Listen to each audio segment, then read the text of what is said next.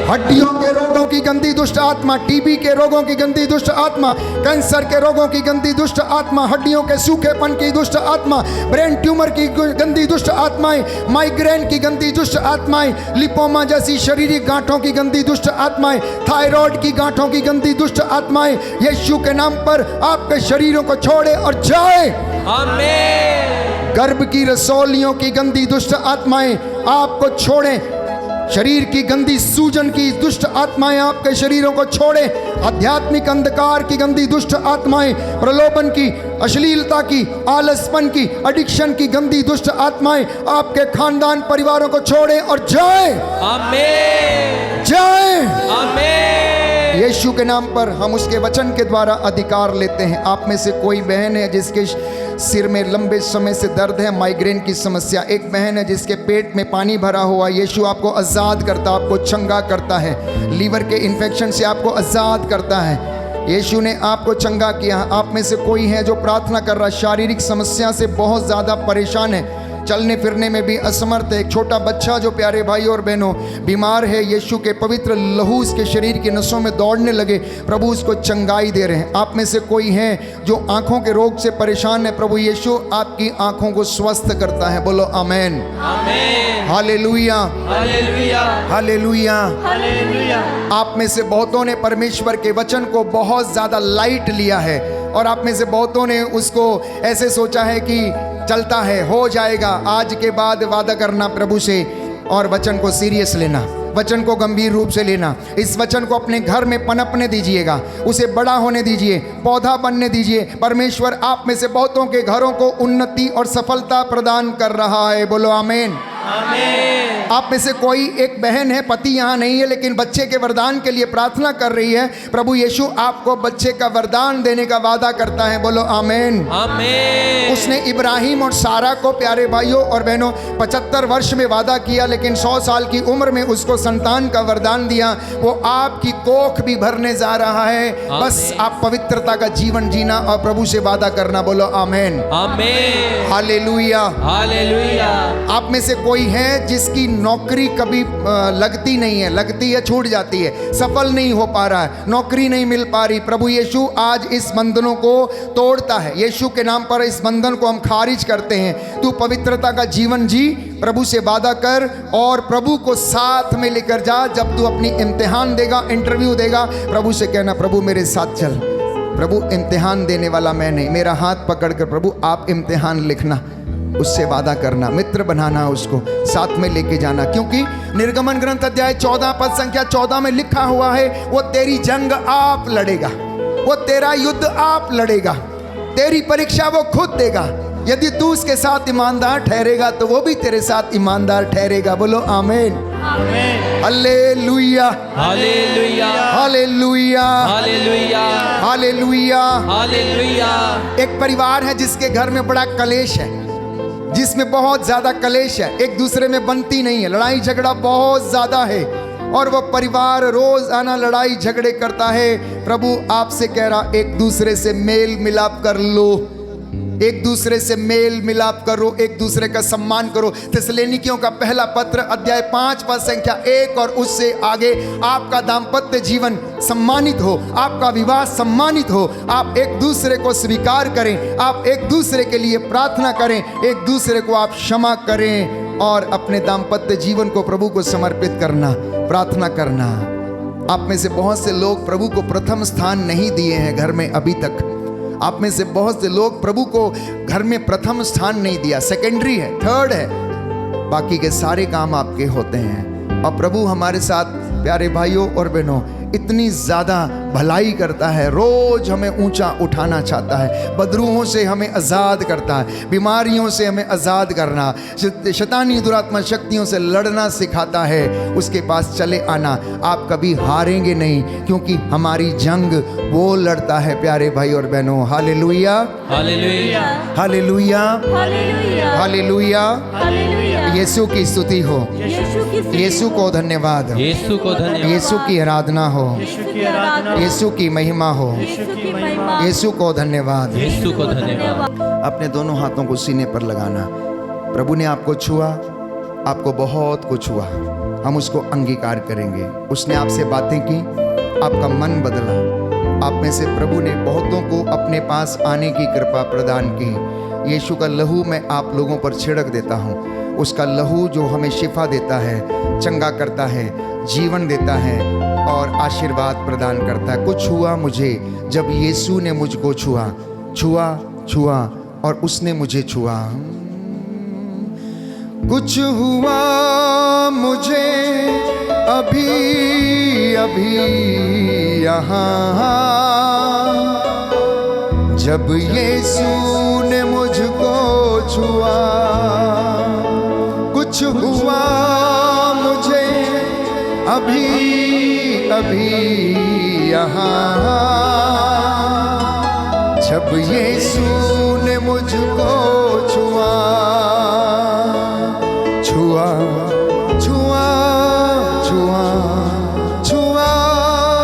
यीशु ने मुझको छुआ। कुछ हुआ मुझे अभी यहाँ जब यीशु ने मुझको छुआ। आप में से बहुतों को छुआ तो आंसू निकले। कितने जनों के आंसू निकले? हाथ उठाएंगे। अनायास आंसू निकले और आप नहीं जानते कि ये क्यों निकले। बाइबल हमें बताती है, रोमियो का पत्र अध्याय 8 में हम पढ़ते हैं प्यारे भाइयों और बहनों कि प्रभु का वचन हमें समझाता है कि जब आत्मा अस्पष्ट आहों के द्वारा प्रार्थना करता, अध्याय 8 पद संख्या 26, आत्मा हमारी दुर्बलता में हमारी सहायता करता है। हम नहीं जानते कि हमें कैसे प्रार्थना करनी चाहिए, किंतु हमारी अस्पष्ट आहों के द्वारा स्वयं आत्मा हमारे लिए प्रार्थना करता है। वो आत्मा आपके लिए प्रार्थना कर रहा था, बंधनों को तोड़ने के लिए, ज्ञान के वरदान के लिए, विवेक के वरदान के लिए अंगीकार करना। हे प्रभु मुझे कुछ हुआ। जब आपने छुआ, याद करो रक्तस्राव स्त्री जो यीशु का कपड़ा छू लिया, उसने अपने अंदर महसूस किया कि मैं चंगी हो गई हूं। आप में से कोई है जो बवासीर के रोग से पीड़ित है, लंबी बीमारी है, चंगे नहीं हो रहे हैं, महसूस करना कि परमेश्वर का लहू आपके शरीर की नसों में बह रहा है और आप चंगे हो रहे हैं। कुछ हुआ मुझे अभी यहाँ जब यीशु ने मुझको छुआ। कुछ हुआ मुझे अभी यहाँ जब यीशु ने मुझको छुआ।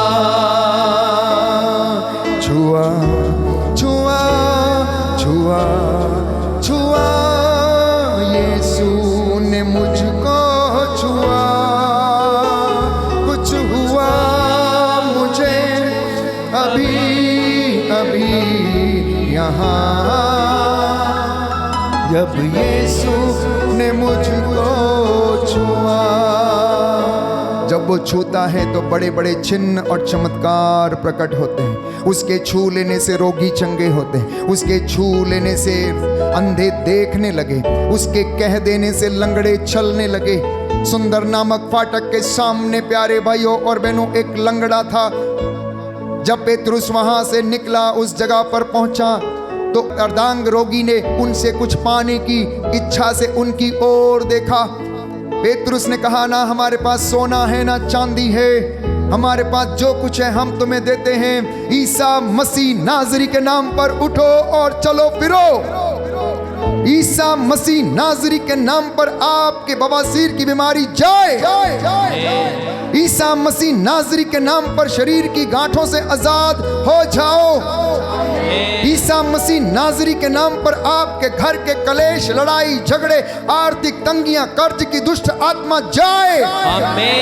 ईसा मसीह नाजरी के नाम पर आपके बंधन, गर्भ के बंधन, निसंतानता के बंधन टूटे। ईसा मसीह नाजरी के नाम पर पवित्र आत्मा को ग्रहण करो। ईसा मसीह नाजरी के नाम पर आत्मा में स्वतंत्र होकर जीवन बिताओ। कुछ हुआ मुझे अभी यहाँ जब यीशु ने मुझको छुआ, कुछ हुआ मुझे अभी अभी यहाँ, जब यीशु ने मुझको छुआ। अपने दोनों हाथों को सिर के ऊपर रखना, महसूस करना प्रभु आपको आशीष प्रदान कर रहा है। सिर से लेकर पांव की तलियों तक अपने आप को समर्पित करना। शरीर में जो कष्ट है, चिंता है, परेशानी है, इस वक्त प्रभु यीशु आपको सामर्थ्य प्रदान कर रहे हैं। और प्रभु से कहना, खुदाबंद तेरे छूने से बड़े बड़े काम हुए हैं, बड़े बड़े काम होते हैं, मैंने अपनी ज़िंदगी में अनुभव किया है। आप भी अपनी ज़िंदगी में अनुभव करो कि उसने छुआ, आपने महसूस किया, आपको कुछ हुआ। और अब कहो प्रभु से, खुदावंद तेरे छूने से बड़े बड़े काम होते हैं और हो रहे हैं। खुदावंद तेरे छूने से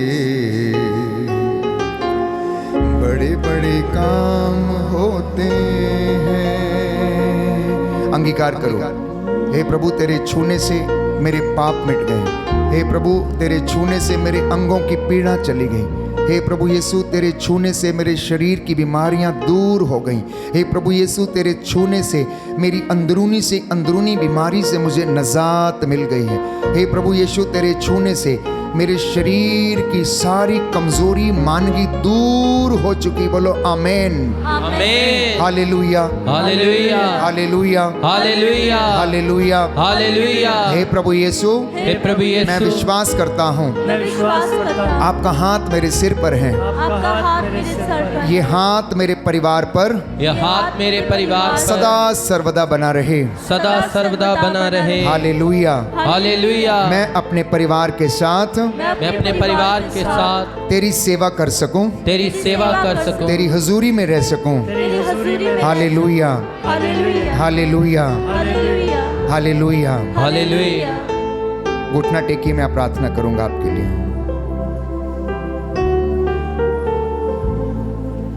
धन्यवाद पिता ईश्वर, धन्यवाद प्रभु यीशु, धन्यवाद पवित्र आत्मा, धन्यवाद तेरे महान चिन्ह चमत्कारों के लिए, हमसे बातें करने के लिए, हमारे बंधनों से आजाद करने के लिए। बड़ी सादगी और श्रद्धा और भक्ति के साथ तेरी इस प्रजा ने तेरी आराधना की, परस्तिश की है। प्रभु इन पर दया कीजिए।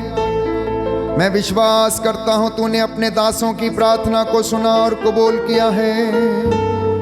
मूसा ने प्रभु अपने हाथों को उठाकर तेरी प्रजा इज़राइल के लिए मध्यस्थता की, उनके लिए प्रायश्चित किया। तेरे नबियों ने तेरे सामने घुटने टेके। अब तेरे दास इस वेदी पर नतमस्तक होकर तेरे समक्ष उपस्थित होकर प्रार्थना करते हैं। तेरा वादा है, तूने अपने याजकों को कहा, ए याजकों वेदी के सामने घुटना टेको, मेरी प्रजा के लिए प्रायश्चित करो, आंसू बहाते हुए इनके लिए प्रायश्चित करो। हम तेरे दास तेरी प्रजा के लिए प्रायश्चित करते हैं। जैसा इन्होंने विश्वास किया है इनके जीवन में पूरा हो जाए। इन्हें आशीर्वाद प्रदान कर। तू दयावान, तू दया का सागर, दया करने वाला, चंगा करने वाला परमेश्वर है। अब ये तेरे बच्चे जो प्रभु यीशु स्वस्थ हुए हैं, इनको तूने आजाद किया है। पवित्रता में बढ़ने की कृपा दीजिए, आत्मिक उन्नति करने की कृपा प्रदान कीजिए। Hallelujah, hallelujah, hallelujah. तेरे स्वर्गदूत इनके घर में पहरा दे। तेरा स्वर्गदूत रफाएल, मिखाएल, गैब्रियल इनके घर के आंगनों में पहरा दे। तेरा पावन क्रूस इनके प्रांगण में लग जाए। हे प्रभु यीशु, तेरा आत्मा इनकी अगुवाई करे। हमारी प्रार्थना सुन ले, उद्धार करता यीशु प्रभु के द्वारा।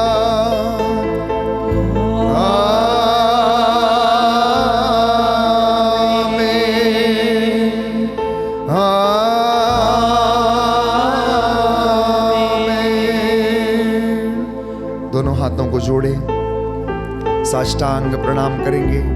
इस महान संस्कार को शत शत बार नमन होता रहे। इस महान संस्कार को दंडवत बारंबार हो। इस महान संस्कार को बीती विधि का उतार हो, नवरीति का विस्तार हो। देख ना पाती आँख जिसे दर्शाता विश्वास उसे। इस महान संस्कार को पिता और पुत्र ईश्वर को महिमा गान निरंतर हो। उन्हीं से प्रस्तुत आत्मा को सम्मान स्तुति सदा हो। इस महान संस्कार को दंडवत बारंबार हो। इस महान संस्कार को। हम प्रार्थना करें।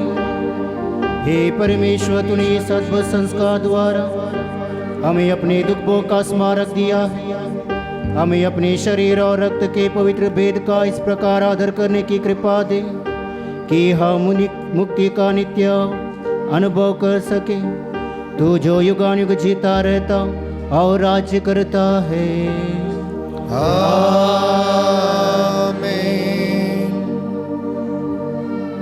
सभी सिरों को झुकाएं, साष्टांग प्रणाम करें, प्रभु का आशीर्वाद ग्रहण करें।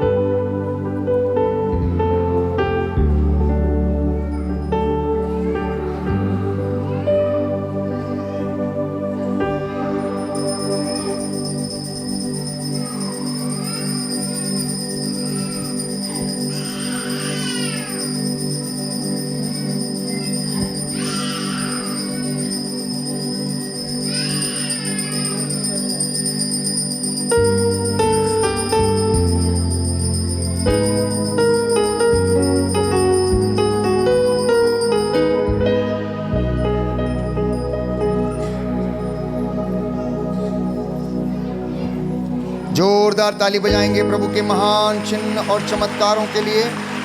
प्रभु यीशु आप लोगों को आशीर्वाद प्रदान करे। उसने आप में से बहुतों को चंगा किया और आशीष दी है। एक सुंदर गीत है, उसको हम गाएंगे। तू क्यों डरता है, तेरे लिए वो लड़ता है। क्या है? तू क्यों डरता है, तेरे लिए वो लड़ता है। बोलो प्रभु यीशु मसीह के नाम की जय। बोलो प्रभु यीशु मसीह के नाम की जय। आइए जोरदार ताली बजाएंगे, प्रभु का धन्यवाद करेंगे।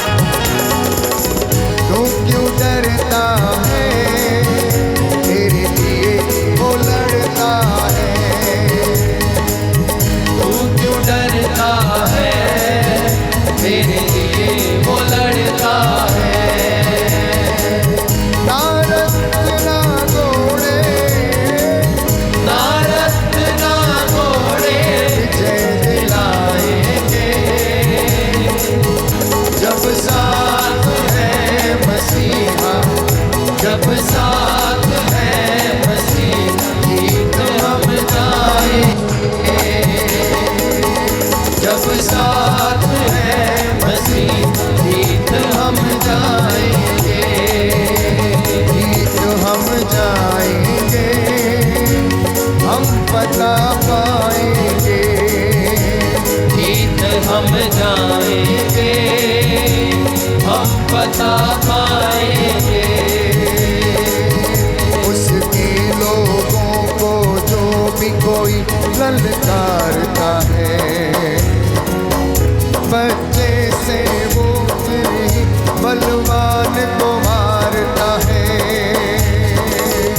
उसके लोगों को जो भी कोई ललकारता है, बच्चे से फिर वो ही बलवान को मारता है। दाऊद जैसे गोलियत, दाऊद जैसे गोलियत हम हराएंगे जब साथ है मसीहा, जब साथ है मसीहा, जीत हम जाएंगे जब साथ है मसीहा, जीत हम जाएंगे, जीत हम जाएंगे, हम जाएंगे, पता पाएंगे, जीत हम जाएंगे, हम पता पाएंगे। बोलो प्रभु यीशु मसीह के नाम की जय, बोलो प्रभु यीशु मसीह के नाम की जय, सबको जय यीशु की। जय यीशु।